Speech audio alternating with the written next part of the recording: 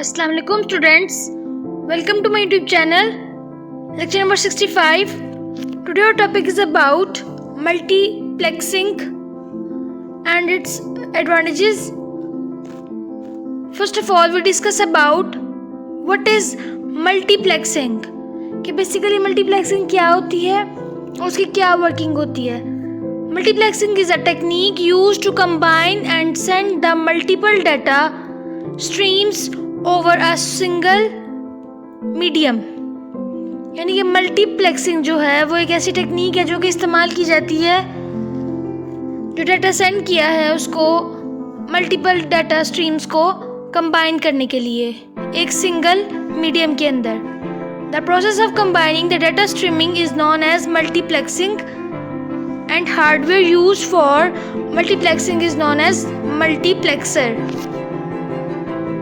Basically ये एक ऐसा प्रोसेस है डाटा को स्ट्रीम्स करने का जो प्रोसेस है उसको हम कहते हैं मल्टीप्लेक्सिंग, और हार्डवेयर जो इसके अंदर इस्तेमाल होता है उस मल्टीप्लेक्सिंग को करने के लिए उसको हम कहते हैं multiplexer. Multiplexing is achieve by using a device called multiplexer MUX that combines an input lines to generate a single output lines.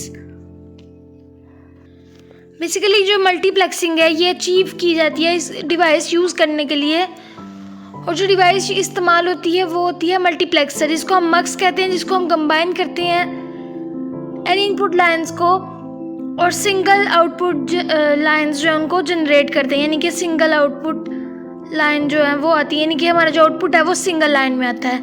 हम जितनी भी इनपुट्स जो है वो ऐड कर लें लेकिन हमारा जो आउटपुट है वो सिंगल लाइन में आता है.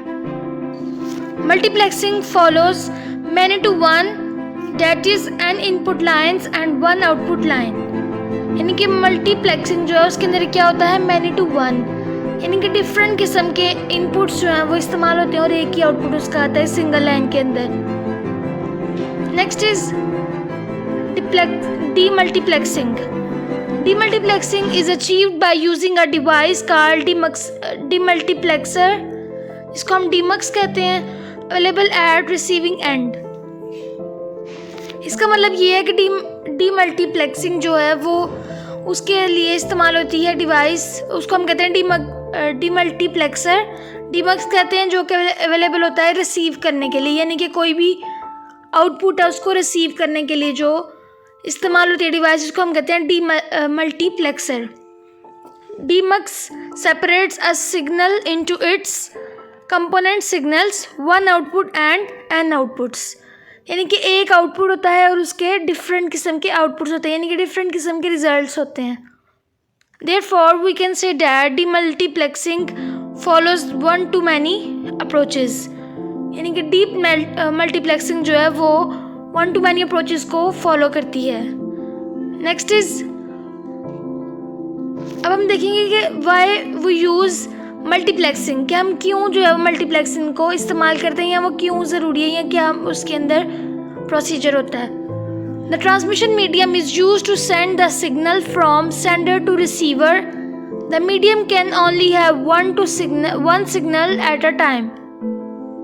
ट्रांसमिशन मीडियम हम इस्तेमाल करते हैं डाटा को, सिग्नल्स को ट्रेवल करवाने के लिए, यानी कि सिग्नल सेंड भी करें और सेंडर तक भी पहुँचें और रिसीवर को भी मिल जाएँ, और हमें उसके लिए जो है वो एक ही सिग्नल जो है वो एक टाइम में वर्क करता है हमारे मीडियम के साथ. If there are multiple signals to share one medium then the medium must be divided in such a way that each signal is given some portion of the available bandwidth.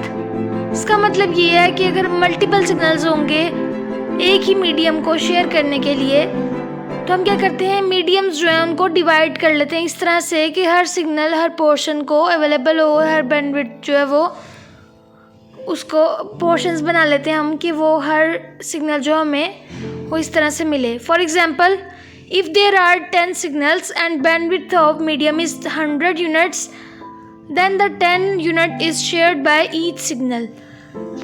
यानी कि अगर देखें, जैसे फ़र्ज़ करें अगर आपके पास 10 सिग्नल्स हैं और बैंडविड्थ जो है उसका मीडियम जो है वो है 100 यूनिट्स, तो हम क्या करेंगे 10 यूनिट्स जो हैं 10 यूनिट्स हर सिग्नल के अंदर डिवाइड कर देंगे।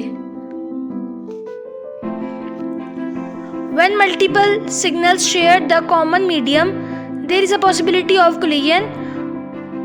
Multiplexing concept is used to avoid such collision.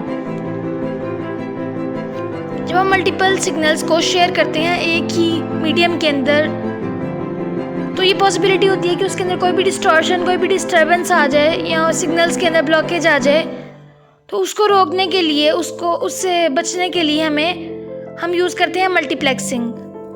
Transmission services are very expensive. Transmission services जो हैं बहुत ज़्यादा महंगी होती हैं। Next is history of multiplexing, यानी कि बेसिकली इसकी हिस्ट्री क्या है। Multiplexing technique is widely used in telecommunications in which several telephone calls are carried through a single wire। यानी कि मल्टीप्लेक्सिंग जो टेक्निक है वो ज़्यादातर इस्तेमाल होती है टेलीकम्युनिकेशन के अंदर, जो कि मुख्तलिफ़ किस्म के टेलीफोन कॉल्स वगैरह जो है उनको एक सिंगल वायर के थ्रू जो है वो कैरी करती है। Multiplexing originated in telegraphy in the early 1870s and is now widely used in communication. यानी कि बेसिकली जो है टेलीग्राफी के अंदर पहले इस्तेमाल होती थी मल्टीप्लेक्सिंग, और वो शुरू हुई थी 1870 में, और अब जो है ये इस्तेमाल हो रही है ज़्यादा, यानी कि बातचीत करनी हो या हमने कोई भी, तो उसके लिए जो है ये मल्टीप्लेक्सिंग इस्तेमाल होती है। George Owen Squier developed the telephone carrier multiplexing in 1910।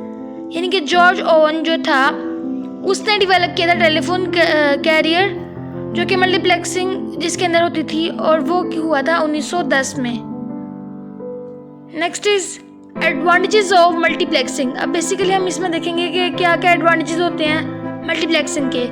More than one signal can be sent over a single medium, यानी कि एक से ज़्यादा जो है सिग्नल्स ट्रैवल कर सकते हैं, हम भेज सकते हैं एक वक्त में एक ही मीडियम के ऊपर।